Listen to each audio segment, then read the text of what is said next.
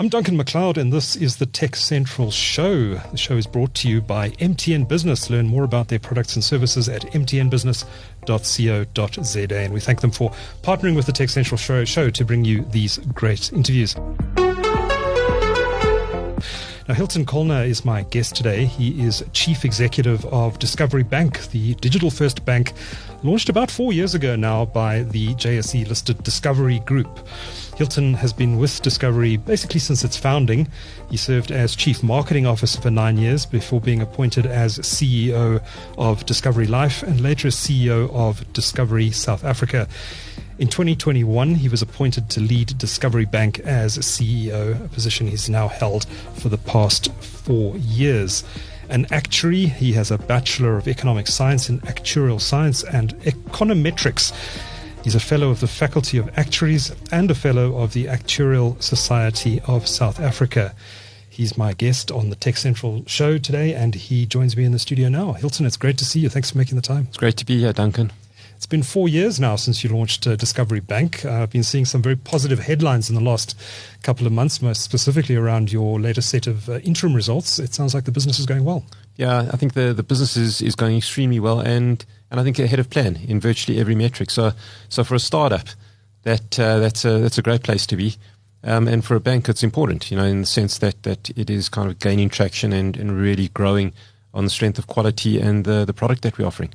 You were telling me that you recently surpassed the 1 million customer mark. What do you attribute this strong growth to? Why is Discovery Bank doing so well? So I think at the core, I think all of the Discovery businesses are built on a simple premise of shared value, and kind of a model that incentivizes the right behaviors within our clients, and monetizes those better behaviors for the benefit of the client. It ultimately is good for the client. It's good for us as an organization, and the bank is built on a very, very similar model. So I think as all of our businesses across the Discovery Group have been, we product led. We kind of are built on a philosophy that our products must be better for our clients, and the shared value model gives us the kind of the basis on which to deliver something which we think is just great for our clients and good for us in the long term. Everyone, of course, knows about the Vitality product that you offer. Was that kind of at the core of building Discovery Bank? Did you take the learnings from Vitality in the health business and translate those into financial services? We've taken a lot of the learnings. I think that, and the bank really is built on a few different hypotheses. It's a combination of a technology play where we saw that you could build a bank on a digital platform that could really scale efficiently for customers.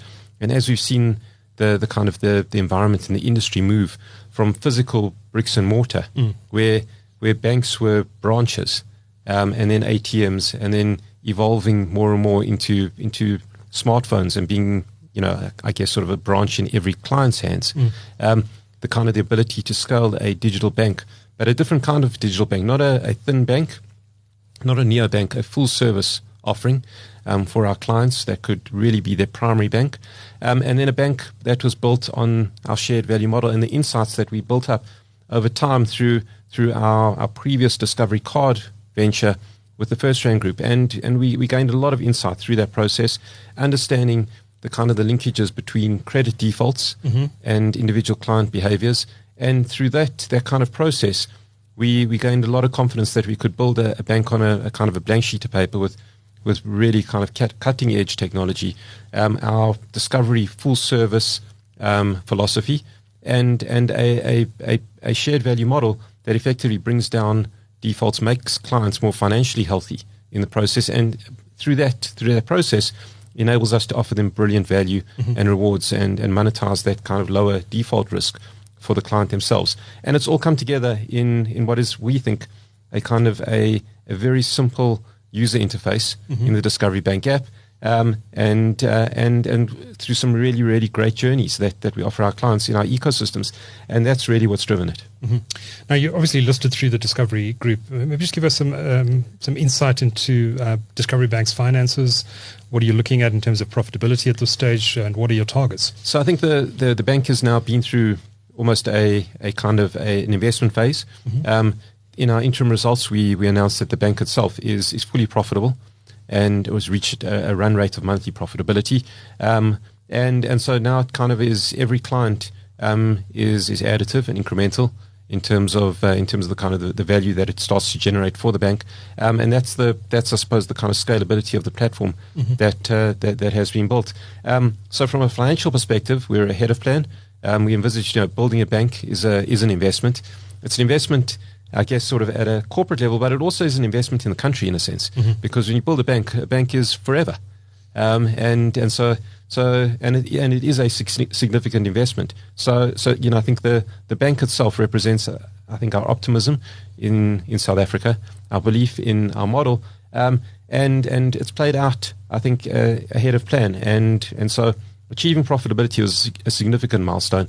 It means that the bank is effectively now self-sustaining as we move forward, and I think we set a long-term goal now of 2 million clients and 3 billion rand of profit by 2029. So we kind of keep on setting what we think are ambitious goals, but reflecting the inherent opportunity and potential of the bank. Tell me about who your customers are in the bank. Is it mainly Discovery Health clients who've moved across to the bank or signed up with the bank because they're already Discovery customers, or are they mostly new? Not at all. It's been a fascinating journey. So I think initially we saw the bank as really building on our Discovery ecosystem for our clients, and that it certainly does do that. So if you've got rewards in Vitality Health as an example, where you get discounted flights or healthy food based on how you're managing your health, the bank is additive. So as a bank client, you get greater travel rewards, bigger discounts on your flights, bigger discounts on your healthy food, and so it's natural for clients that are already in the Discovery group and are experiencing those products to also then join the bank, and it's I think that's played out very well, and it's served those clients exceptionally well. But what we've seen over the last couple of years is that the bank has much broader applicability and resonates way beyond the Discovery traditional client base. So about 2/3 of our clients today that are joining the bank, and we're growing at a rate of about 1,300 new clients per day. So about 2/3 of those, 800 to 1,000, are completely new to the Discovery group. So the bank is attracting an entirely new client base. Where are they coming to Discovery. They're coming from a broad cross section of South Africans. Typically, what we would define as a mass affluent to kind of high net worth individual, and the bank tends to attract clients from across the spectrum. So we've got products that really fit almost every segment, from a really low cost digital banking product, a pay as you transact gold account, which is really, really cost efficient, and clients can kind of onboard and then start to experience the bank through that entry level product, but then all the way through to our Purple Banking Suite, which is our private banking division, where clients will have relationship bankers, access to really sophisticated service, and a very, very comprehensive offering. So what we've seen is that we've attracted clients from across the entire kind of socioeconomic spectrum. And what's interesting is that your goal? And that's been, I think we're seeing that the product has real relevance.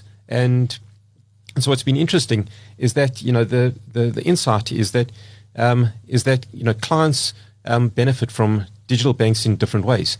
So if you think about it, digital banks are completely unconstrained by business hours, and so we find that clients are joining the bank at all kinds of hours of the day and night. But what's also interesting is that they don't have to travel. So there's our KYC is fully digital.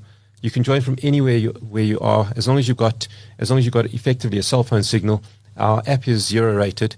So for somebody who traditionally would have had to travel long distances to go into a bank branch to KYC or FICA with their documents, none of that is necessary in terms of joining the bank. So we tend to attract clients from urban areas, rural areas, and across the socioeconomic spectrum. We tend to over-index amongst kind of young adults, graduates, young professionals. Why is that? As you would expect, I suppose, more digitally savvy, and really kind of engaged in many of the ecosystems like travel, which is really aspirational, and I suppose they are digital natives. And then we also tend to over-index in the private banking space, where the bank itself was rated as offering the best private banking service in the country, which is an amazing accolade to the private banking team, kind of 4 years out of the blocks. And so those are the two areas that we see the bank really over-indexing, but our clients are joining us from across the spectrum in terms of age, geography, and income, which is really exciting. I know the banks for decades have targeted younger consumers, teenagers and stuff, to get an initial bank account because that locks them in theory, for life. Are you seeing a lot of kids, youngsters opening Discovery Bank accounts and this being their first bank account? So I think we're seeing a lot of parents utilize the bank account as almost a family account, where they give their kids a virtual card. You can add it in seconds and then load it on your child's phone if they've got a device, or add a physical card, which your child then has, and you can you've got amazing control of and account management capabilities in our bank. So you can pause the account if you need to. You can transfer funds in real time. And you can monitor all the transactions. So it allows parents to really kind of control and manage their kids' accounts, but from a distance, so that they have a degree of independence as well. So we see a lot of that utilization, and I think hopefully those kids will be with us for the long term. But I think the bank itself we see as applying in the same way that our health products do to the entire family unit, and it does lend itself to that. I'm sure you do a lot of market research. What is that telling you about the reasons that customers are giving for switching from their existing bank to Discovery Bank? So it's interesting because a lot of the kind of the features of our product appeal to different people. So we have a number of ecosystems in the bank. For example, you can see your entire Discovery portfolio on the face of the bank mobile, and you can manage it, and it really is easy for clients of the Discovery Group. So that's been really appealing. Our miles currency as a rewards currency, which manifests in all of our vitality programs, whether you're managing your health or how you're driving or your money, that they are additive and they aggregate, and so it becomes a really valuable reward. So for clients that are focused on kind of the monetizing of better behaviors and the rewards component, the miles are a real attraction. Our travel ecosystem has been one of the kind of the really appealing aspects of the product.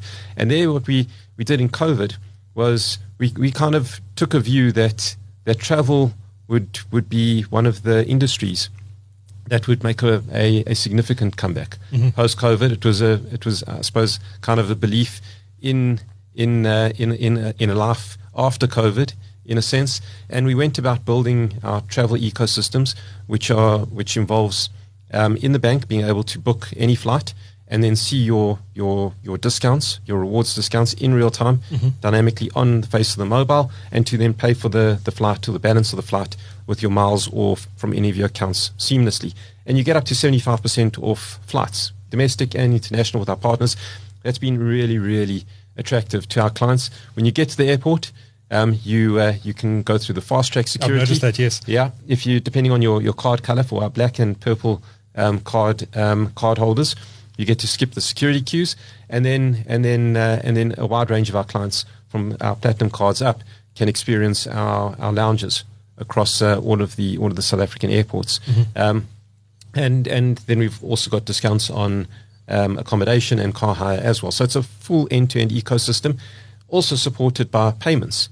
So, for example, if you want to open a Forex account, if you're traveling overseas, you can open a virtual Forex account in dollars, euros, pounds, instantaneously, in real time, create a virtual card, transfer money from your ZAR account into a dollar That's account in real time, literally, and then spend on it as you would if you were using dollars, if you were in the US as an example. So it kind of creates this travel ecosystem that addresses every aspect of it. So for somebody that is an aspiring traveler or a business traveler, or just traveling with their family, the product itself, it makes it more affordable and it makes it easier. So we've really invested in building out these entire ecosystems, digital ecosystems and physical ecosystems for our clients, and that's resonated. Yes. There's clearly a big fight going on between the banks and retailers at the moment about these sort of partnerships. You've recently partnered with Checkers. and Checker 6060, I think, as well. And we've seen Pick and Pay signing with FNB eBucks. Just talk us through those partnerships and how crucial they are in both retail and banking, and what you're seeing out of them. So, I mean, if you take a step back, we've had partnerships with retailers for several years. Firstly from a health perspective. Mm-hmm. So we introduced our healthy food benefit nearly 20 years ago. Wow. And it was based on the insight, that eating healthily is critically important to our clients, but it's actually more expensive. Mm. And so the ability to make healthy food cheaper was a real breakthrough.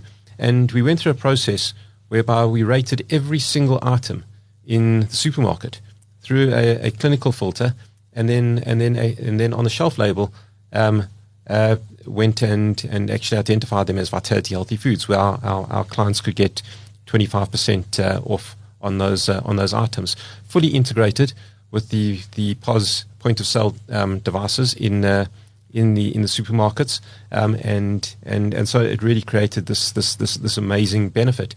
Fast forward a few years, and the bank really enhances that.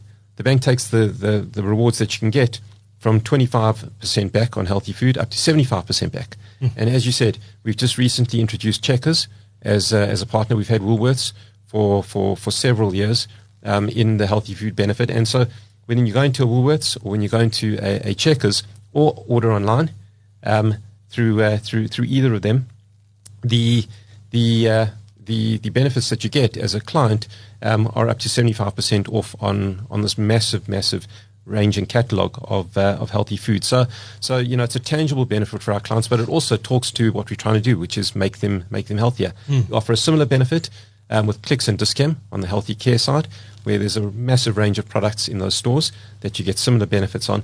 And the kind of the natural result is that when our clients do go into those stores, they benefit significantly. And the retail partner mm-hmm. benefits from the channeling of our clients as well.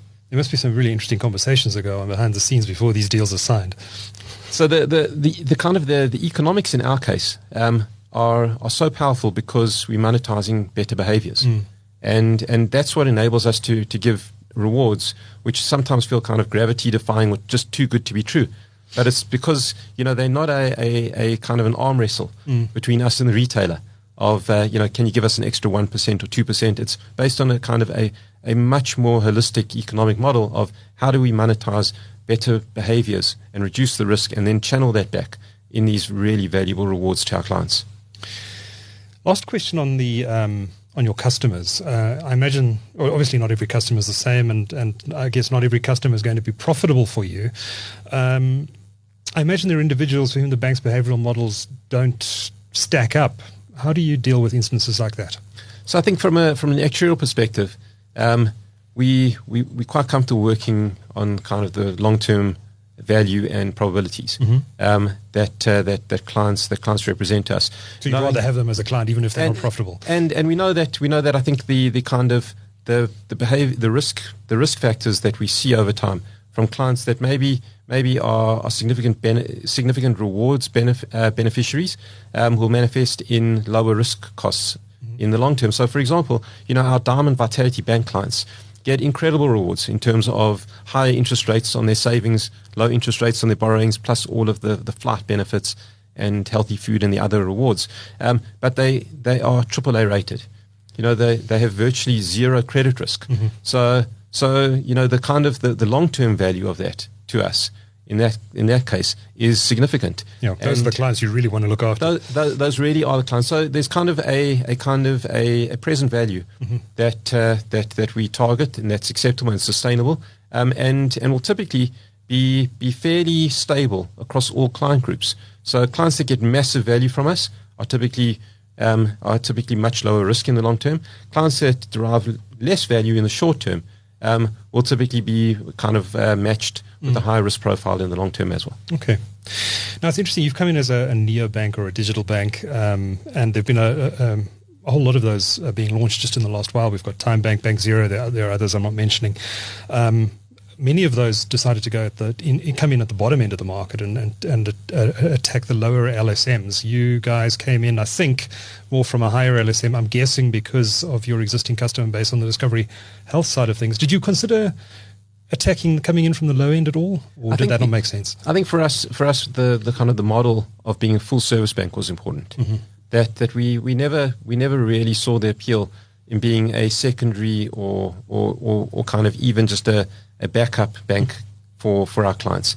And in order to deliver that level of service, you've got to be able to charge fees and to deliver value. And that's the proposition I think that we've really tried to present to clients, and it's resonated. So, for example, clients are depositing their salaries with us. We're a primary bank. We have high activity levels. We have over 20 billion in deposits that have grown rapidly amongst our clients. So we're seeing really high levels of engagement amongst the Discovery Bank clients, and it's because I think the proposition is much more holistic. It's a full service. If you need to get hold of us 24/7, we have qualified bankers available to every single client in the bank that you can call, and they are available to assist you. And what we've really tried to do is to create and to use technology in unique ways that you can deliver service to people from a distance. And our clients benefit from that. So far from being kind of lighter on service because we're a digital bank, we've in fact gone the opposite way. And we offer what we think is the most comprehensive service in the banking industry in South Africa, as rated as such. The Ask Africa Orange Index rated our clients and South Africans rated Discovery Bank service as number one in the industry, which is quite an accolade and something I think we're really proud of in the bank, given that we're a digital bank. Mm-hmm. Let's talk a bit about what it took to actually build this bank. You've obviously launching in the last 5 years. You've had the advantage of being able to deploy on the latest technology. Many of the legacy banks, if I can call them that, in South Africa, still run on very old COBOL code and mainframes and all that sort of thing, which I'm guessing you guys haven't touched. How much of an advantage is that for Discovery Bank? It's a significant advantage. I think banking is complex. It's complicated. You are integrating with multiple systems, payment systems. There's systemic risk, so you've got to be kind of watertight and really resilient. The technology we've deployed allows us to have significant uptime for our clients. I think as a new entrant, you don't have the latitude that that traditional players have of being down for a day or 2 days or 3 days at a time. And clients will might tolerate it. In the case of a newer player, our reputation is everything. So we aspire to be up 100% of the time. Our technology allows that. Also allows us to be agile. Have you had any downtime? So I think we're not immune. And technology is unpredictable. But our uptime runs at kind of almost perfection, and pretty close to 100%. So I think we hold ourselves to the highest standards, and we've got a really, really strong kind of customer focus that demands that we have to be up, and that's what we aspire to. Tell me a bit about your tech stack and what it looks like. Is it all cloud based? Do you run your own servers? We've got a combination. And we're not kind of religious about 100% cloud or 100% on-prem. But what we have done is we've tried to take almost sort of the best of both. As AI evolves and becomes more central to what we deliver, I think we're seeing more and more in the cloud, and the kind of the ability to scale the kind of the servers that we require becomes more important. But I think we've really looked for a combination of on-premise tech and then cloud where it makes sense for specific uses. And I think that what we've also done is utilize third party suppliers where it's made sense. But we've built the majority of what the client sees in the bank in-house. Yeah. And quite a big IT team then. We've got about half of the bank staff are in IT. Wow. Which is I suppose what you'd expect in a digital bank. What's interesting now is that and it reinforces the kind of the point around the scalability of technology. Today we have less than one employee per 1,000 clients. It's kind of running at around about 0.7 full-time employees or FTEs per 1,000 clients, which is less at just over 1 million clients. We're more efficient than all of the large banks in the country that have been around for decades and have obviously a lot more clients. Mm-hmm. But it kind of shows the scalability of a really good tech platform. I know when I was writing about banking and IT and banking more specifically years ago, the metric that the banks would always look at was the cost-to-income ratio. Yeah, sure. Is that still an important ratio in banking? Yeah, so it's a critical ratio. Mm-hmm. I mean, for us, we kind of are, as we've scaled to profitability, we've kind of just dropped below 100%. Mm-hmm. But we're dropping by about 15 to 20 percentage points per annum in terms of our cost-income ratio. So what are you targeting eventually? So, I mean, it's a great question. I don't think we've set we've got kind of a clear long-term target. Mm-hmm. But I think, if you kind of extrapolate out the trend, you get to significantly less than 50%, which for us is materially below where you'd see the rest of the market. So I think it relies on us continuing to execute exceptionally well, but the opportunity is there to have a really, really efficient model. A lot of the app work and development work has taken place in-house, but I presume you've deployed some sort of core banking system to underpin all of this. What is that core banking system? Yeah, so our core system is an SAP system. SAP, yeah. Okay. It's I think it's been really robust. Standard Bank moved to SAP many years ago and had a terrible time of it. Has your experience been a bit better? Our experience has been excellent. Okay. I think it's provided us with a really robust solution, well tested. And able to operate at real scale. So, we process, we are processing hundreds of thousands of transactions per day. And it has really been resilient and scalable. So I think it operates as our core, but then we've built all of the front end systems, the app and the kind of the systems and the interfaces that our clients see.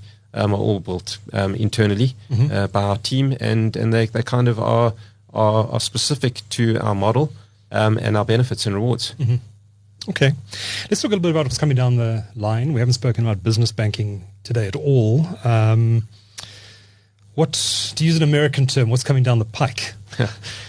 So we've got I think we operate on a launch cycle in Discovery across pretty much all of our businesses. Some of it's calendar based, like the medical scheme will typically have a September, October product launch in anticipation of new benefits for January. The bank has a launch coming up in the next couple of weeks. Hopefully I'll have the opportunity to speak to you about that. But we really kind of are focused on leveraging AI for the benefit of our clients and how we provide them with a better service. And real insights and analytics at an individual client level through chatbots. I think that the kind of the potential with a generative AI model is much more than that. I think it's how we can effectively democratize private banking. It's giving clients access to capabilities and analytics in their banking and advice that simply wasn't possible before. So far more than kind of being able to answer frequently asked questions. What we'd envisage is a world where every single client has the most sophisticated actuary stroke private banker all in one, and access to that in real time. And I think you can only do that if your data is brilliantly engineered.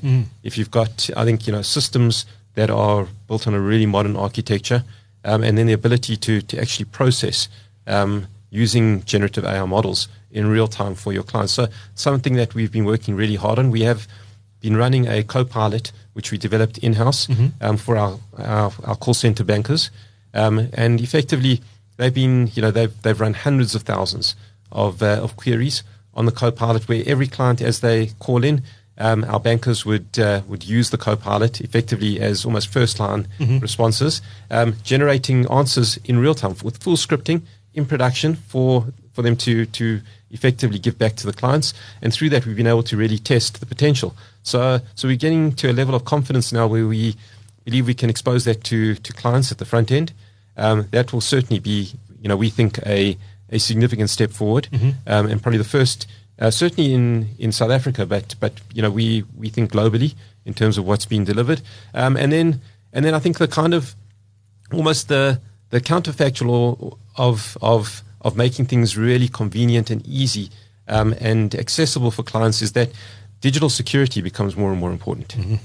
So we've also kind of thought about how you make it more secure, safer for clients, and I think that's a key area to give clients comfort in their digital bank, and walking around effectively with their bank branch in their pocket. So that's really where we've spent a lot of time, and that's where we think the next frontier will come. Interesting. It sounds like you're going to be making some announcements in that regard soon, so I'm not going to push you on it too much. But generative AI is known for hallucinating as well, for making up things. Yeah. Is that a problem in your testing? I think that the team has been very careful in terms of how we think about the right guardrails, and ensuring that there aren't hallucinations, and if there are, the ability to have the systems self-check and self-correct, and step up to a human whenever it's needed. And that's really the artistry here, is kind of getting the balance right between flexibility and convenience for the client, but then at the same time having the right kinds of checks and balances in place. I think with the AI models becoming more and more developed, the hallucination risk is also reducing at the same time. And I think we see that in general in AI. And I think it's going to improve rapidly from here. I wanted to just come back to the point you made about security, cybersecurity. We had the CIO of Standard Bank Group in here a few months ago, and he said the bank is spending 2 billion rand a year, 2 billion a year on cybersecurity. Yeah. How much of a problem is hacking, cybersecurity, and how have you approached it? I mean, obviously you've had the benefit of building a digital stack from scratch, so I presume that security was part of the foundation of what you built. But maybe just talk us through how much of a problem hacking is to the banking industry. So I think globally, this is kind of one of the key issues that any financial services company, and virtually any company and organization would face. And a bank is obviously is right at the top of that list. So I think from a group perspective, Discovery invests significantly in cybersecurity, and that's kind of almost the starting point for the bank as well. I think the issues that we see and the risks that we see that are unique to banking today is the kind of the human risk, the phishing risk, the vishing risk, the smishing risk, where through social engineering, clients are convinced to make payments, to add beneficiaries, and through that process, they are defrauded of significant sums. So I think there's certainly the cybersecurity risk is ever present, and you cannot as a bank and a financial services organization, it is number one on every single risk register and the way that we think about the entire business. I mean, in terms of the design of the Discovery Bank app, the thinking that was applied up front was that there's a single client where we have every single client is biometrically onboarded. So there's a facial recognition that's then matched to a specific device, to a specific account, and so it's kind of a one-to-one relationship, which makes it quite secure from that perspective in terms of having third-party access to your account. But the kind of the risk of that we see around syndicates and social engineering is something that every single client needs to be alive to. How deeply involved are the regulators like the Reserve Bank in cybersecurity in the banking industry? Do they pay very keen attention to it? I think the governance is incredibly robust, and the Reserve Bank and the Prudential Authority in particular in South Africa is rated as one of the best regulators in the world. And I think as South Africans, we're beneficiaries of that. If you go through, you look back at virtually every single financial crisis, the South African banking industry has been incredibly resilient, and it's kind of an accolade to our regulator and the Prudential Authority. And they are very much alive to the kind of the risks, whether they be cyber or economic. and the need for banks to have the right governance in place. So I think they hold us to the highest standard. And, I think that you see the benefit of that across the entire system. Lastly, Hylton, I understand from your PR team that you're a prolific reader and that you regularly post book reviews on LinkedIn. So I do have to ask you these two final questions. What's the best book you've read in the last year and why? And what is the best book you've ever read and why? Sure. That's a really tough question. I think that the reality is I tend to read during the holidays. Okay. That's kind of my time for reading, and that's when I try to actually put out the list. It goes back in time actually to my gifting kind of policy, where I actually gift books to all of my colleagues at year end. So some people, as a health organization, wine, alcohol probably wasn't appropriate. So, and as an actuary, a book felt probably more in line. So that's kind of where it dates back to.